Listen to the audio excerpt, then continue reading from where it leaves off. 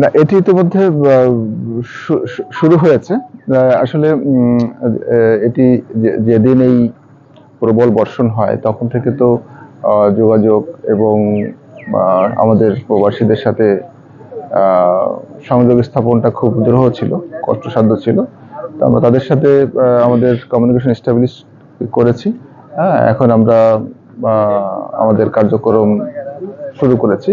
আর কোন ধরনের সহায়তা তাদের প্রয়োজন সেটি আসলে সরেজমিনে দেখার জন্য আমরা এসেছি, এবং এখানে বিভিন্ন জনের বিভিন্ন ধরনের সমস্যা আছে।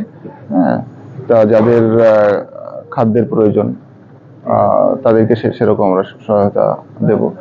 এখানে মূলত এখানে পানিবন্দী মানুষের সবচেয়ে বেশ বড় সমস্যা যেটা দেখছি যে এখানে ইলেকট্রিসিটি নেই তাদের, যেহেতু এখানকার সিকিউরিটি রিজনে এখানে বিদ্যুৎ স্পষ্ট হয়ে কয়েকজন মারা গেছে। তখন এখানে আপনারা জানেন এখানকার ইলেকট্রিসিটি লাইনগুলো সবই আন্ডারগ্রাউন্ড, সেই কারণে ঝুঁকিপূর্ণ। এই কারণে কিছু কিছু অঞ্চলে ইলেকট্রিসিটি এখনো আসেনি, পাওয়ার অফ আছে। এই কারণে তাদের সমস্যা হচ্ছে। তা হোপফুলি 2-1 দিনের মধ্যে এই সমস্যা কেটে যাবে। তো আমরা দেখছি, আমরা আরো যে সমস্ত জায়গায় আমরা রিপোর্ট পাচ্ছি যে বাংলাদেশিরা সমস্যা আছে, সেখানে আমরা যাচ্ছি এবং তাদের সাথে কথা বলে তাদের চাহিদা অনুযায়ী তাদের সমস্যার সমাধানের জন্য আমরা চেষ্টা করে যাব। এখানে সবাই ক্ষতিগ্রস্ত হয়েছিলাম আমরা আসলে বিগত 2 দিন ধরে আমরা স্টক ছিলাম দুবাইতে। আলহামদুলিল্লাহ 2 দিনের ভিতরে এখন পানি পুরো নিষ্কাশন করে নিয়ে গেছে দুবাই সরকার। আলহামদুলিল্লাহ অনেক ফাস্ট ওরা, এই মিউনিসিপ্যালিটি যারা আছে এসব ক্ষেত্রে তৎপর আর কি। তো আমাদের গত পরশু দিন আমরা ছিলাম স্টকে, পানি পুরোপুরি রিকভার করতে পারে নাই। গতকালকে আলহামদুলিল্লাহ ওভারঅল পুরো দুবাইতে আলহামদুলিল্লাহ পানি নিষ্কাশন করে ফেলছে। তো আমরা আজকে থেকে স্বাভাবিক অফিস করছি আমরা আলহামদুলিল্লাহ, এবং যে ফ্লাইটগুলো অনেকগুলো বাতিল হয়েছিল ওগুলো সম্ভবত এখন থেকে স্বাভাবিক হয়ে গেছে। আমি একটু আগে নিউজ দেখলাম, ওখানে ওরা বললো যে ফ্লাইটও স্বাভাবিক হয়ে গেছে। এখন স্বাভাবিক, এখন ইনশাল্লাহ মানুষ আসতেছে, কাস্টমার বাড়তেছে আস্তে আস্তে, এবং আমাদের বেচা কিনা সেল সফর মোটামুটি ভালো দিকে আসতেছে। বৃষ্টি প্রচন্ড ক্ষতি হয়েছে দুবাইতে, অনেক আমরা তো ইন্টারন্যাশনাল সিটিতে, এখানে অনেক বৃষ্টি হয়েছিল, অনেক পানি হয়েছিল। এখন ইনশাল্লাহ এখন পানি কিছু কমছে, আরো কমতেছে। কাস্টমার বৃষ্টির দিন থেকে এখন আস্তে আস্তে আবার আসা শুরু হয়েছিল, প্রথমে একটু কম ছিল।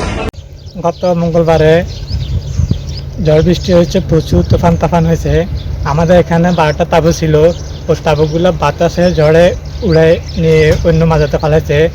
বৃষ্টির পরে এখন আমাদের একটা সপ্তাহ কাজের চাপ বেড়ে গেছে, এবং কি পরবর্তী আরও 1 সপ্তাহ আছে, আমাদের কোনো রেস্ট নেই, কোনো কিছু নেই। আসলে এই 3 দিন যাবত আমরা গোসলও করতে পারতেছি না, বাড়িতেও ফোন করতে পারছি, ইন্টারনেট কানেকশন নাই, খাওয়া দাওয়ার কষ্ট।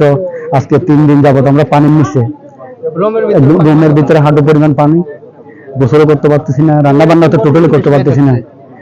কেউ বাইরে গেছে, কেউ এই হাঁটাহাঁটির মাধ্যমে কোনো রকম পার করতেছে।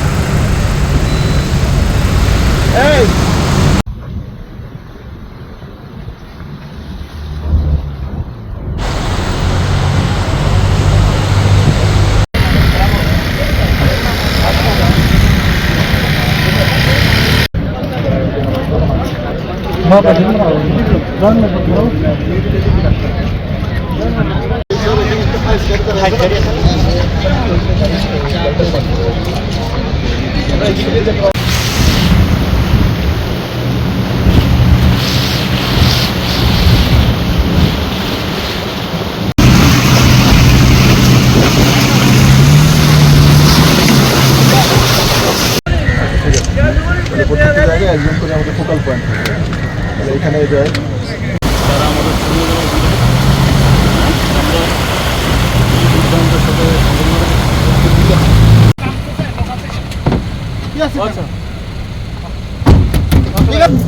এই পরিমাণ পানি ছিল,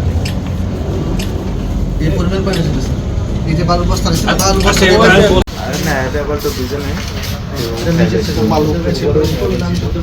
মেজারিং করা তো উপরে রাখছে ওই সামনে। ওখানে একটা 300 টাকা দাও। তার মানে এখানে কিছু ওই সময় খাওয়া যাচ্ছে না। এই তার কার্টুনে গেছে